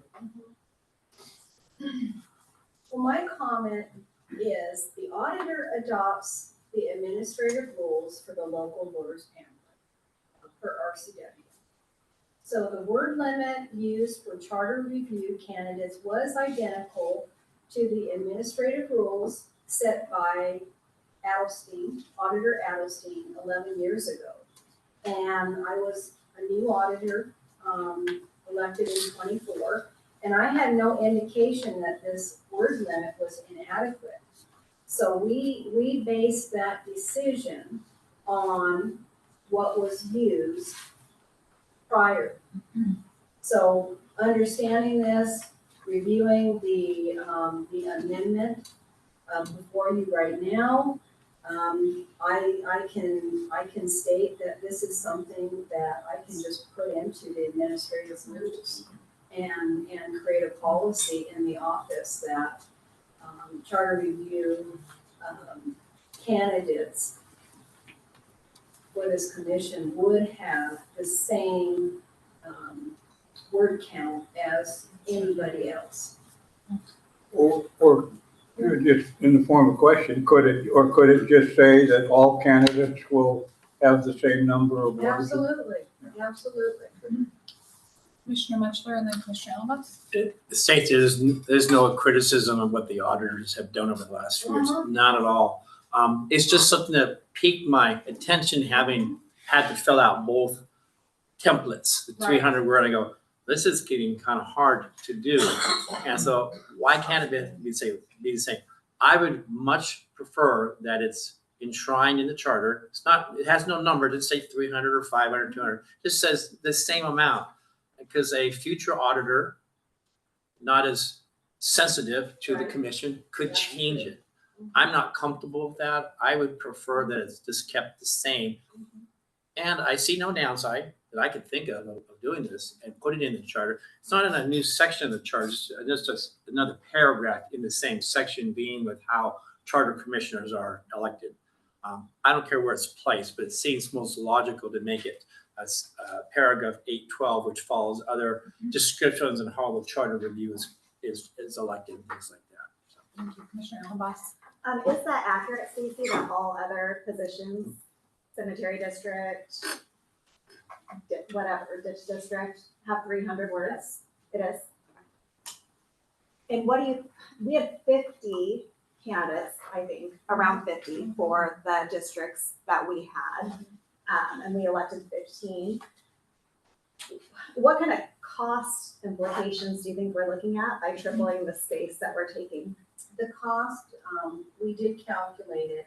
It was about $14,500. Every 10 years.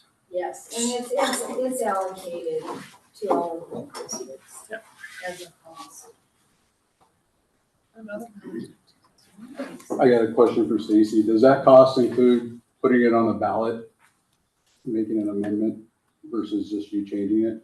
Or is that 14,000 is just for the ballots that for each adding the 300 words? Yeah. Correct? Okay. More printing. The cost for the ballot, it doesn't matter how many candidates or ballot measures that a district puts on the ballot. It won't take up space and add more printing costs or anything like that? Did you have your hand up? Yeah, I'm going to speak out in opposition for a variety of reasons.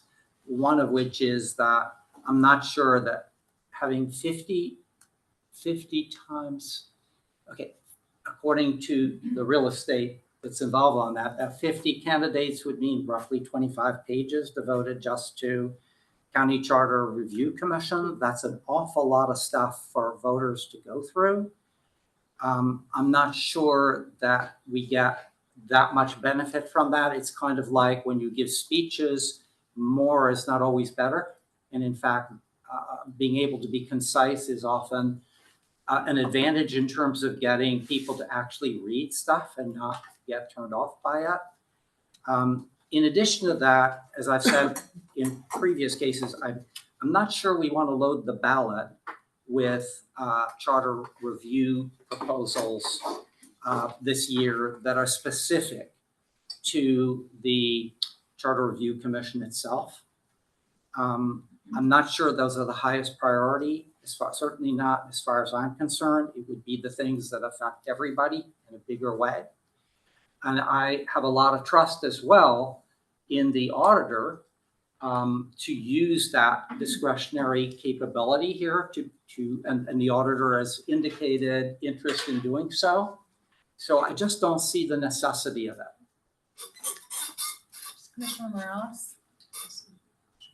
I really want to honor all perspectives, and I in terms of like really wanting us to push for fairness, right, when you're a candidate, and be able to thoroughly explain yourself to voters. At the same time, because we've not all now done this and we successfully achieved these seats through this process, what I would say is that what I learned is that it forced me to be very concise and actually helped me kind of streamline, well, why am I running for this and what do people actually need to know?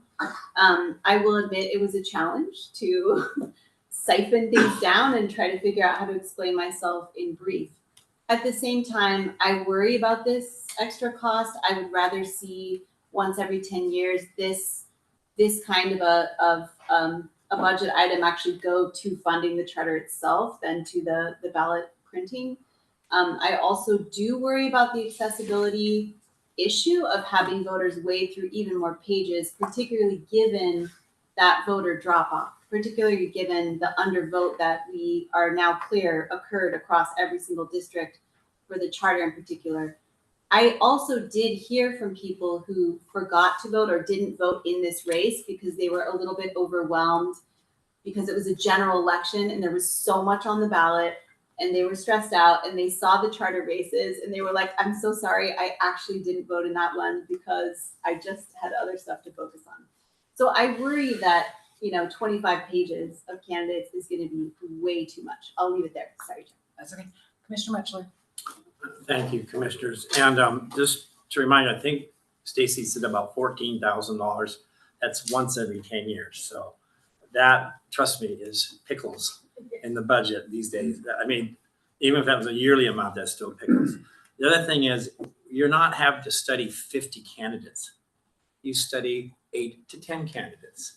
The candidates that are in your district. You go down the page, okay, District 5 or District 2. So you're getting more information.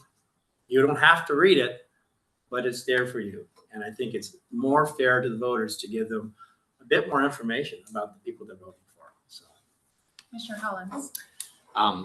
Yeah, I think having, as a voter, having more information is a good idea. And I've been persuaded over the last few years that I think a lot of voters are making their decisions based almost entirely on the voter's guide statement.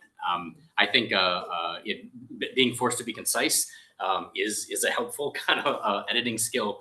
I found 100 words very limiting. I think that is it's too narrow.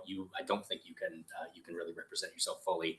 It makes perfect sense to me that we'd want to that in any office you're voting on, yeah, we can afford 300 words. I don't think $14,000 every 10 years is a problem. My only concern, my only hesitation in voting for this is as we're starting to have to be cognizant of how many amendments we're putting in front of voters.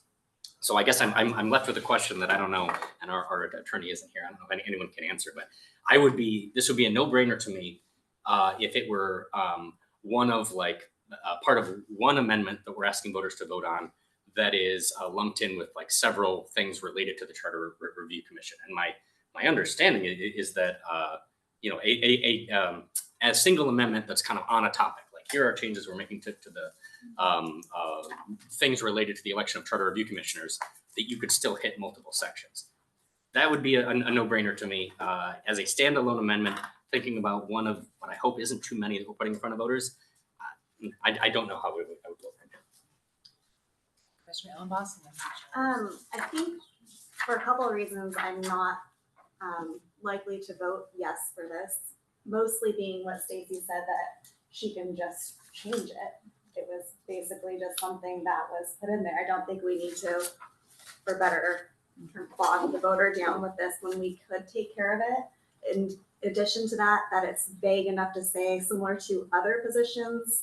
If we could change other positions arbitrarily, then this would be fluid. So I just don't think it's necessary that we consume the voters' span on this as an amendment. So I'm going to be voting no. So I do know how I'm voting. I'm voting no. You got there? Commissioner Ordos.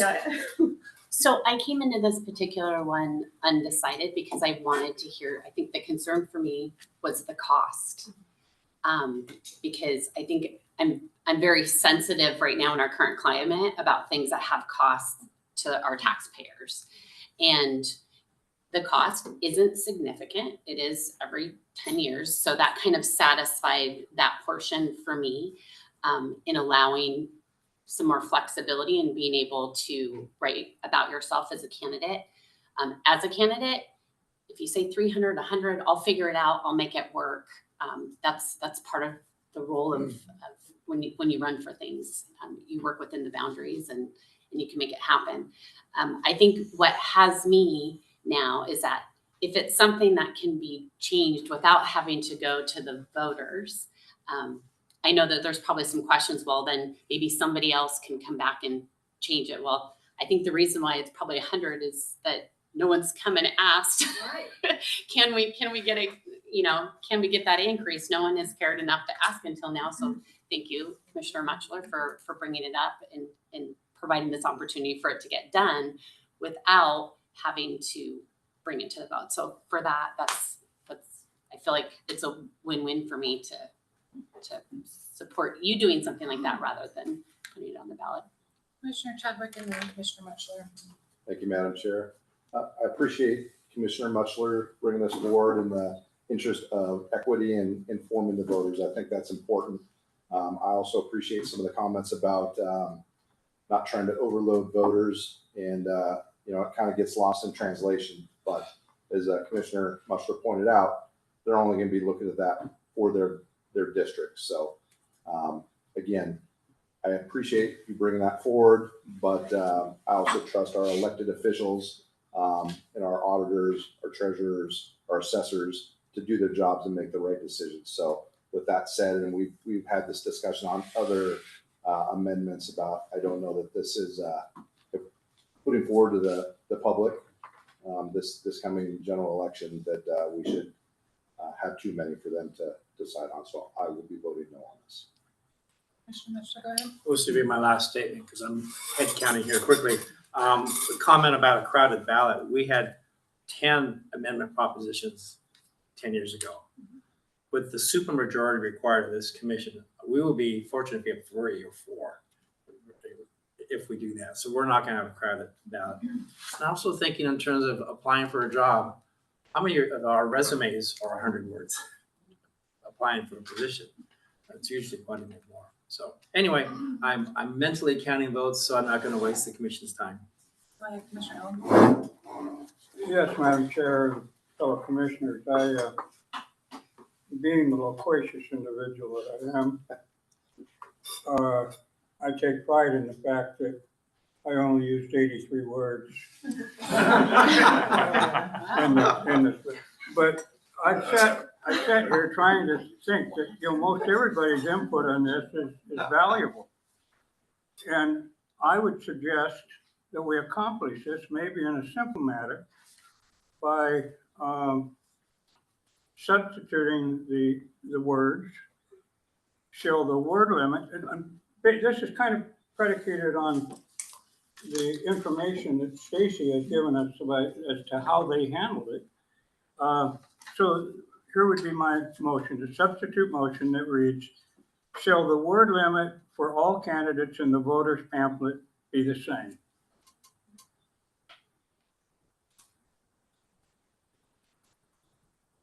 I think it accomplishes the same purpose. Do we have a second?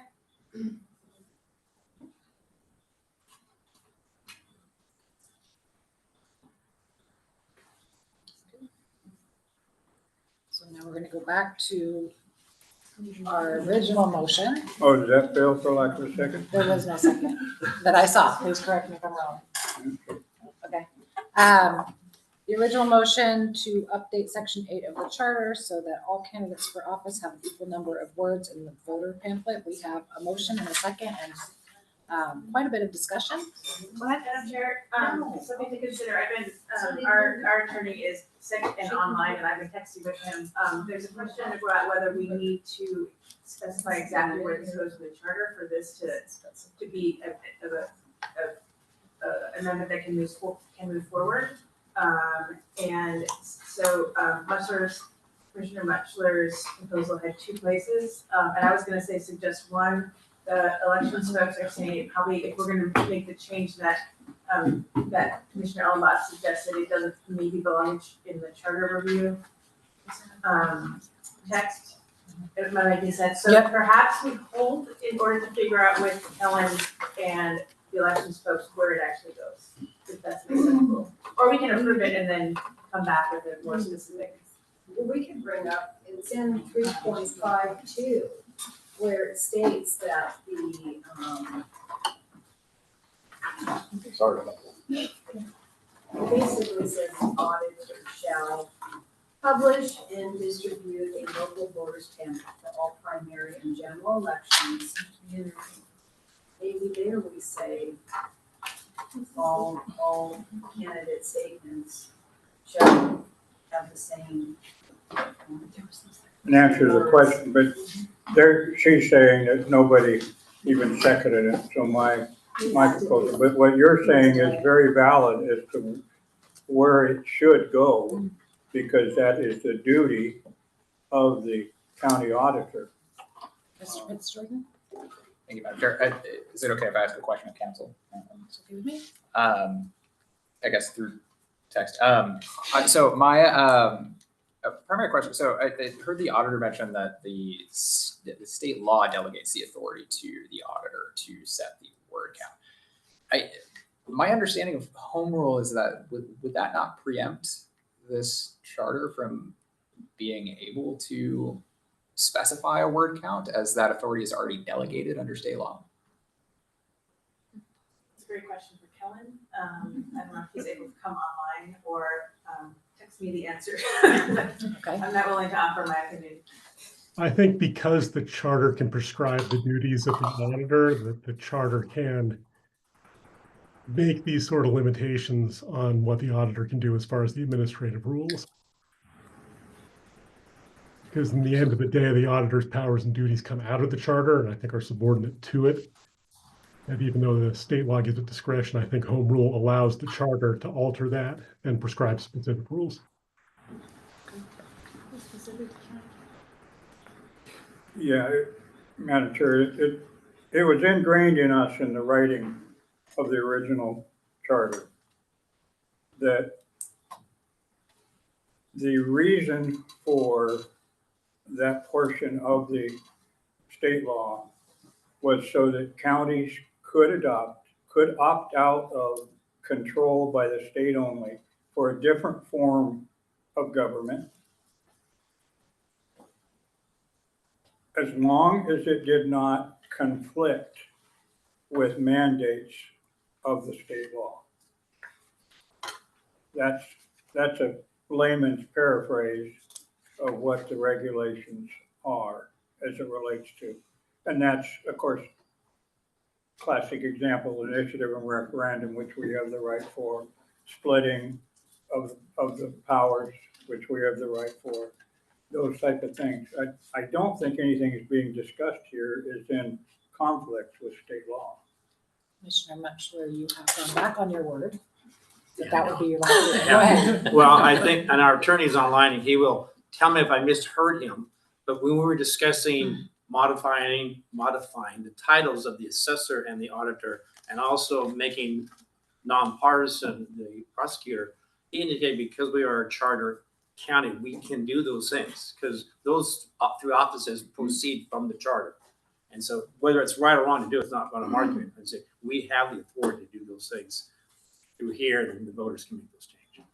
So whatever, if you want to do his amendment, you can do it. But I don't think there's an appetite to change the charter, so Okay. it may be redundant. Yep, seeing that there has been lots of discussion, if anyone who hasn't spoken yet would like to, please let me know. Otherwise, let's call the roll. Lucero? No. Joe Ellenboss? I abstain. Lindsey Graham Ellenboss? No. Colton Caulfield? Yeah. Brad Kelly? Maya Morales? No. John Muchler? Yes. Hannah Ordos? No. Joel Pitts Jordan, Yes. Andrew Redding, No. Jessica Rinstra, Yes. Rod Stump, No. Jennifer Wright, Doug Chadwick, No. Eamon Collins. No. That motion fails with 8 noes, 2 excused, and 4 yeses, 1 abstention. Stacy, does our conversation tonight maybe prompt something in that direction, that something that's in your power? Thank you. Okay. Well, just a little history. I did mine. Like I Just tried to said, give it up. 11 years ago, right, when Charter Review candidates were running, and they had a limit of 100 words. That was the first time that we had a local voters pamphlet with the Charter Review candidates. So of course, we will be changing that. Okay. And if that happens. Thank you. Thank you Any for more that. questions for us? We're moving on to other business, so. Thank you. Thank you so much for your time, appreciate you.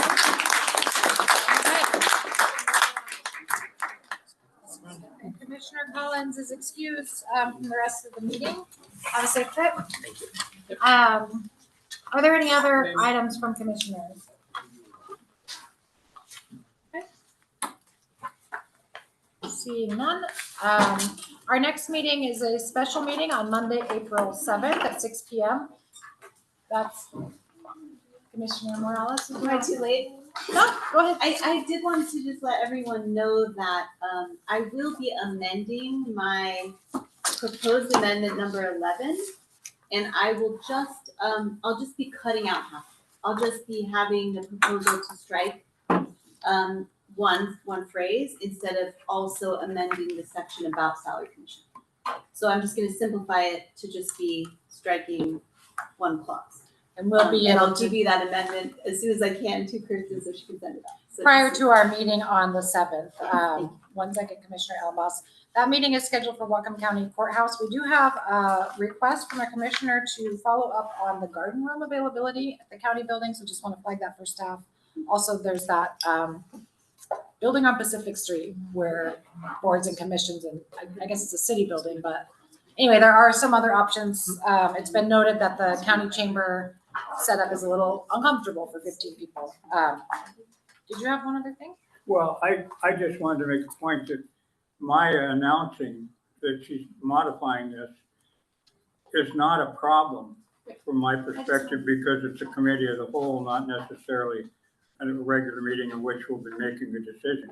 Otherwise, it would be inappropriate for her to modify it without meeting the time deadline and everything else. I'm just saying that the same rules don't apply to a committee of the whole. They're much more relaxed than a meeting like this. And that's good. I'm happy we're doing it. Okay, so that committee of the whole meeting will be discussing amendment proposals 10, 11, related to elected official salaries. And having said all that, what time is it? It's 8:20. Do we have a motion to adjourn? So moved. Second. Any objection to doing so by consensus? All those in favor, please indicate by saying aye. Aye. Any opposed? Meeting is adjourned. 8:20. It's going all night long. I can come up with some items. Additional items. Did I take something? Did you have my my charter? Well, maybe I took it. If I got two. Mine would have underlined. So is mine. I use the other, that's me, my handwriting. I didn't accidentally take it. Nope, I don't have that. There's mine. Is it, Hand it to you. everything? Let's save it to trying to get away with it. I'm sure, I'm entitled to at least whatever.